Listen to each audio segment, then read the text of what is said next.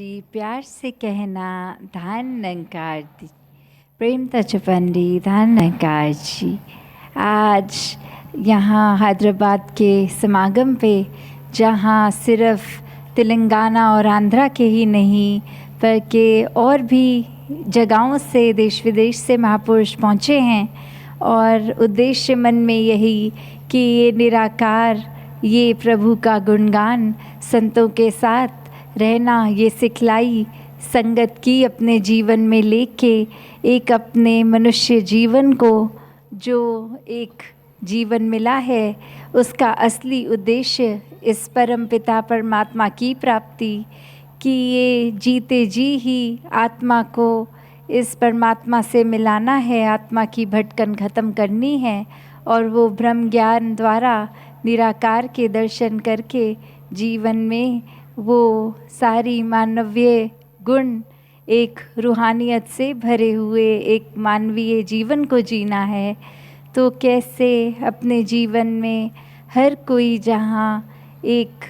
मानवीय गुणों से जीता चला जाए, वहीं एक आध्यात्मिक पहलू जो कि आज संगत में भी जैसे सुना कि जब इस परमात्मा से जुड़ गए तो जीवन में ये रोशनी आ गई, ये रूहान हो गया, और ये रूहानियत के साथ फिर इंसानियत खुद ब खुद एक जीवन में आ ही गई। तो कैसे अपने जीवन को जीते जी जहाँ सभी ये मानवीय गुणों से तो जी रहे हैं, वहीं साथ में एक बात वही जो आज भी शिक्षा मिली कि कैसे सारे संसार के लोग भी एक हैं, ये हर एक में ही परमात्मा है और हर एक का चाहे पहनावा, खाना, बोली, भाषा अलग है, फिर भी एक सारे संसार के जो धर्म सिखाते हैं वो ये प्यार ही सिखाते हैं। और सबसे पहले कि ये सच्चाई को जान लो, ताकि फिर एक जीवन जहाँ जीना बहुत ही सरल हो जाता है स्थिर के साथ जुड़ के, वहीं एक फिर जीवन के बाद भी वो आनंद ही मिलना है। तो कैसे हर कोई जहाँ ये जीवन में अपने एक परमात्मा को सिर्फ बातचीत का ही विषय ना बनाए, प्रभु परमात्मा की प्राप्ति ही एक जो वो कोर है, एक जीवन का आधार है कि धर्म ग्रंथ हर कोई पढ़े मुबारक है,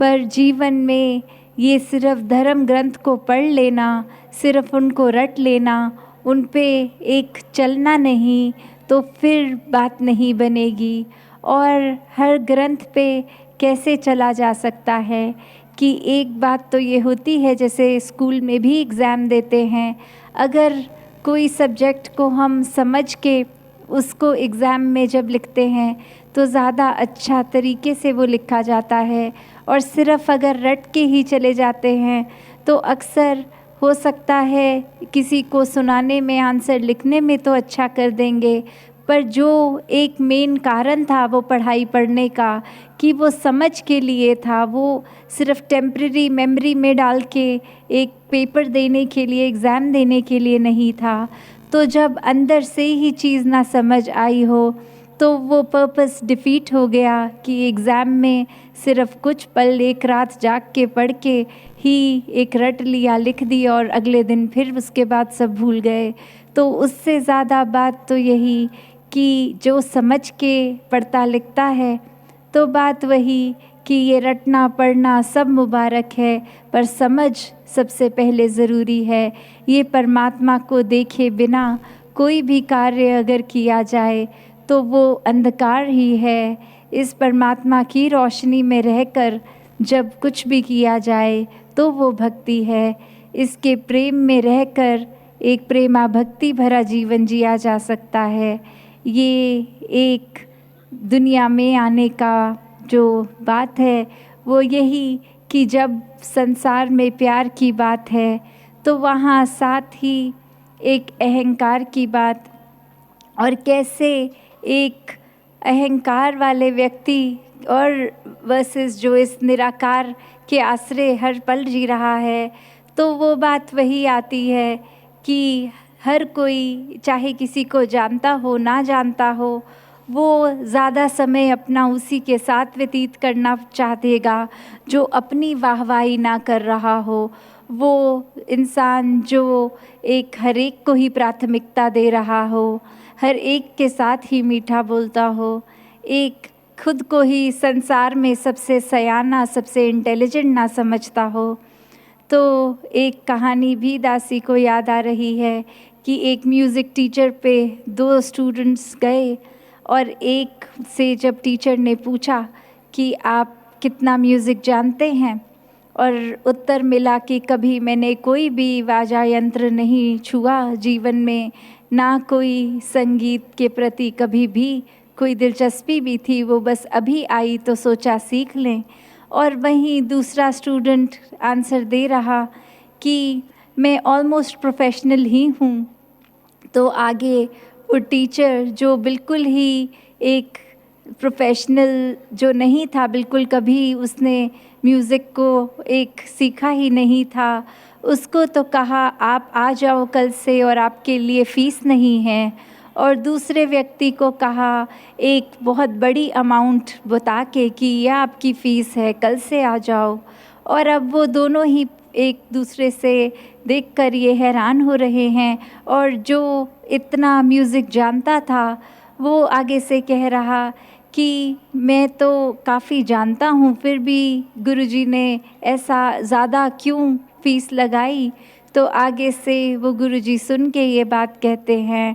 कि ये जो नहीं जानता उसको तो सिर्फ़ सिखाना ही है, उसको तो सिर्फ़ सही चीज़ बतानी ही है, और वो सिखलाई अपने आप पकड़ लेगा। जहाँ आप इतना कुछ जानते हैं उसको एक बार अनलर्न करना पड़ेगा, ताकि फिर एक नए तौर पे, एक नए तरीके से चीज़ों को सीखो आप। तो उस इंसान पे तो काम ज़्यादा नहीं लगेगा, इसलिए उसकी मैं फ़ीस भी नहीं ले रहा, और आपके ऊपर काम ज़्यादा करना पड़ेगा कि पहले जो इतना कुछ लर्न्ड है उसको अनलर्न करके फिर रीलर्न करना है। तो वही बात इंसानों की भी कि अक्सर कुछ कहीं से सुन के बाद एक उसी को सच्चाई मान लेते हैं, और फिर एक ये भाव मन में आ जाता है कि हमसे ज़्यादा तो किसी को कुछ पता ही नहीं, हमसे ज़्यादा तो धर्म ग्रंथ किसी ने पढ़े ही नहीं।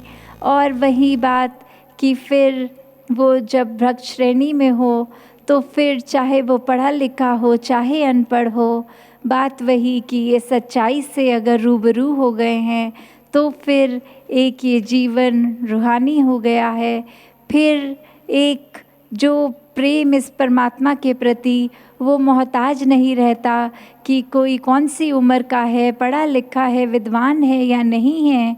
तो ऐसा जीवन जीकर संतों ने हमेशा ये सिखाया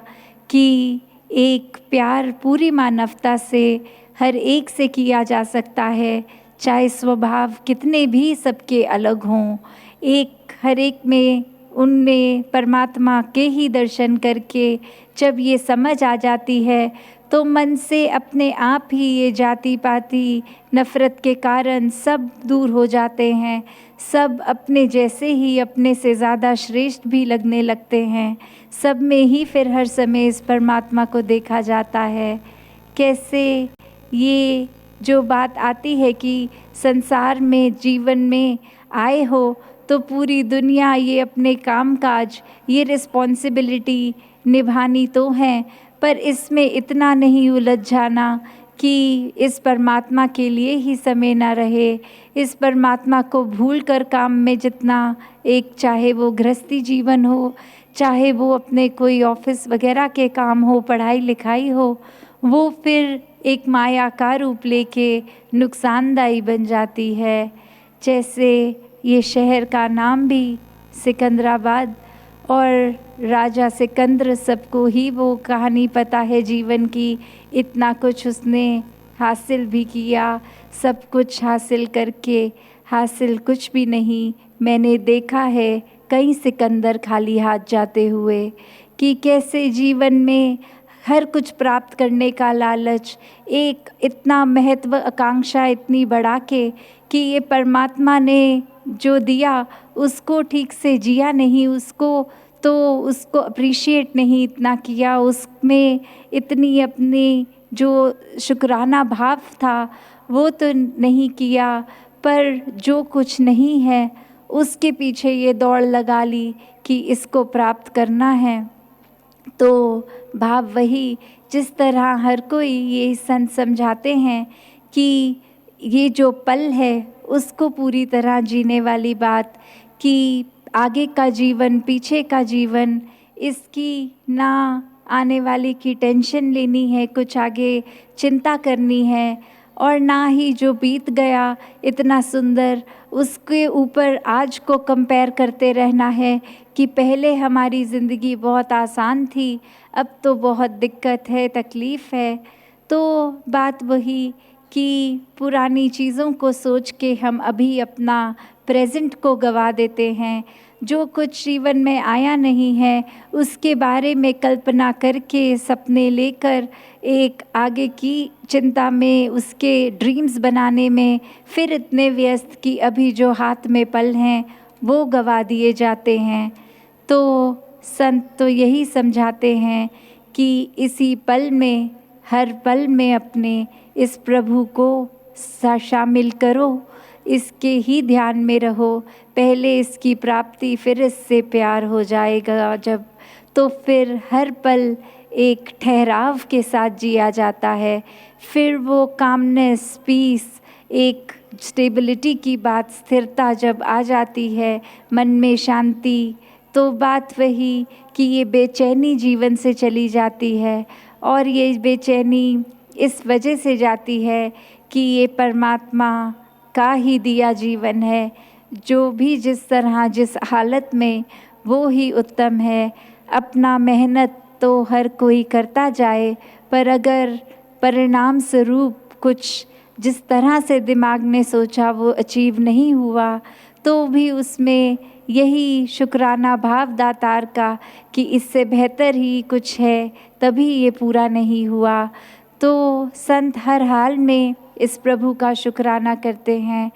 कि सिर्फ कोई कंडीशंस भी नहीं लगाते कि अगर कुछ परमात्मा ने हमारे मुताबिक किया तो ही इसका शुक्राना होगा, वरना तो सिर्फ कंप्लेंट्स ही कंप्लेंट्स रहेंगी जीवन में। तो बात वही कि हर पल का शुक्राना ये करते जाते हैं संत, हर एक के जीवन में प्रभु शामिल हो, ये इस तरह का जीवन होता है भक्तों का। अपने तरफ से सेवा भाव मन में रख के पूरे संसार के लिए बिना किसी भेदभाव एक तत्परस्त रहते हैं संत, कि हर एक के जीवन को किस तरह और सुखदायी किया जा सकता है, हर एक की ये तड़पती आत्मा को कैसे परमात्मा के साथ मिलाया जा सकता है। तो संत तो यही शुरू से, चाहे कोई भी एक हम कल्चर से बिलोंग करते हैं तो संतों को एक उनकी बोली को देख लें, किसी ने भजन रूप, किसी ने कविता रूप, किसी भाषा में भी किया, तो मुख्य संदेश हर एक का यही रहा कि इस परमात्मा से जो जुड़ गए उन्होंने तो जीते जी अपने जीवन को मुबारकबाद जीवन बना दिया, और जो इसको देख नहीं सके, इसकी भक्ति नहीं कर सके, इसके रंग में नहीं रंग पाए, उनका जीवन आया और गया, पर वो एक